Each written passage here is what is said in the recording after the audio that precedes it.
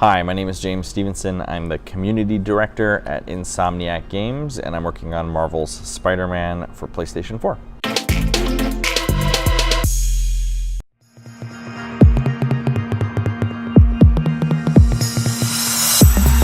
You know, we have created a lot of amazing worlds over our years at Insomniac that we're really proud of. But I will say that, you know, Spider-Man is one of those things that's like a dream for us to work on. He's one of the most beloved characters in the entire world, and a lot of us are gigantic Spider-Man fans. So we've kind of feel like we've been given this great power, and as Uncle Ben once said, you know, with great power there comes great responsibility, or there must come great responsibility. So there's a lot to live up to. We know that you fans have a huge expectation for a great Spider-Man adventure on PlayStation 4, and everyone on the team has been working really hard to deliver something that not only is authentic and true to Spider-Man, but also is something that will surprise you and hopefully delight you when it comes out on September 7th.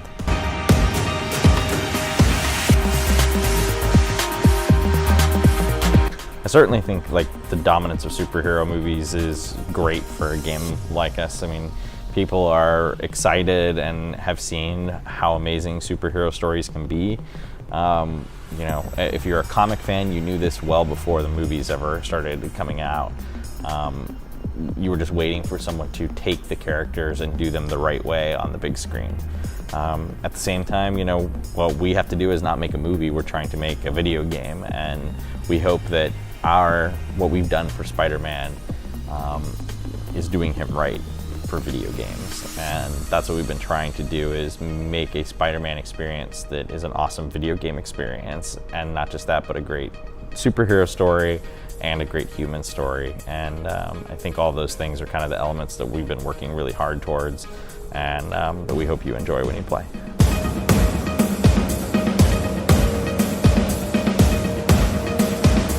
So we chose to set it as a 23-year-old Peter Parker because we wanted to have a Spider-Man that was already masterful in the abilities. We didn't want you to have to learn how to web swing or learn how to fight.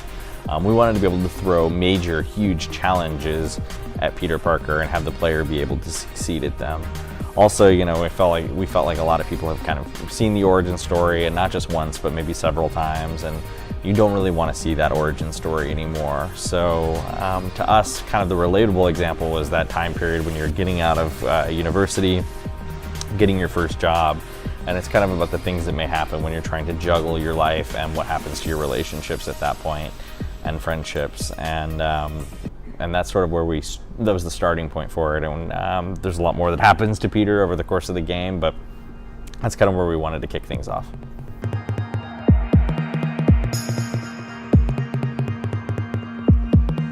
So a Marvel Spider-Man story is one of the most important things, and it's something that touches everything we do. So we knew we wanted to have a terrific story that both felt like an authentic Spider-Man and Peter Parker story, but also surprised you in new ways. But on top of that, it goes beyond just the main story. We tried to, you know, put some story onto everything that we were doing in the game. So if you're just finding, say, one of Peter's leftover backpacks that he's lost around the city, there's going to be like some item in it that he's forgotten, and he's going to have something to say about that item. And those things help you fill in the backstory of Peter Parker and his 8 years of being Spider-Man. And that's not just at the backpacks, that also plays out in whether he's doing research, he's working on research stations or he's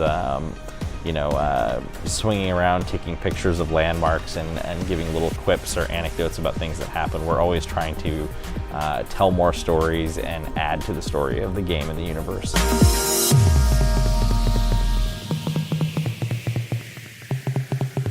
So right now our only planned post-launch DLC are the City That Never Sleeps pieces. The first one of those, each one will be part of an interconnected story that features new story missions, generally features new character, new suits, and new challenges. And the first one will be kind of focused around Black Cat. Those are the only things we have planned for post-launch at this point, beyond any, if there's any updates or patches, things like that.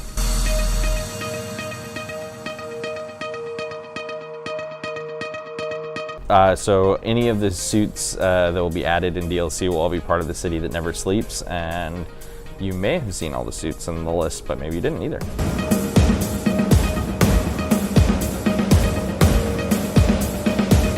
We'll talk more about replayability of the story closer to launch, but hopefully, like all great stories, it's sometimes you just want to watch it again and play it again.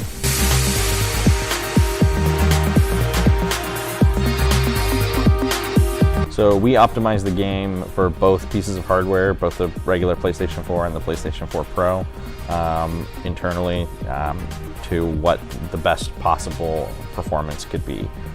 So for the PlayStation 4 Pro, that's 4K at 30 frames per second, and for the PS4, that's 1080p at 30 frames per second.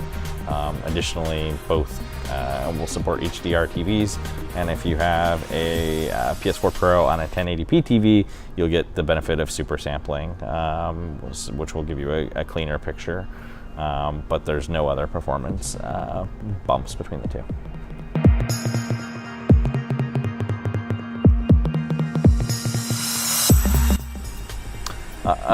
We've had a terrific relationship with everyone at PlayStation since, I don't know, all the way back to Spyro the Dragon. We have great partnerships there with people like Connie Booth, Grady Hunt, Shuhei Yoshida, Mark Cerny. List goes on and on, even into other departments as well. So it's hard to name people because I'd be forgetting folks. So it's terrific to be working with them on Marvel Spider-Man. And working with them on Spider-Man is obviously different than creating an IP, because we're also working together in close collaboration with Marvel Games.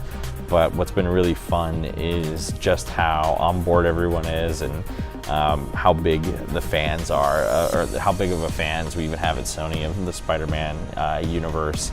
And we're all just having a blast working on this game together. So there's been a lot of trust in our relationship with Sony, and that's definitely helped make for a better game.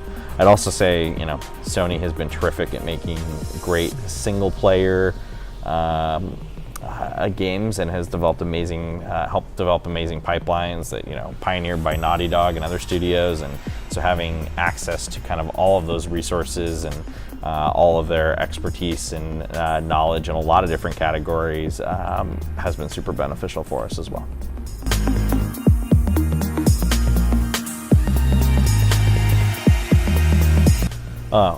We have just a very close collaboration with Marvel Games. Their office is only maybe 10 or 15 minutes away from the Insomniac Games office.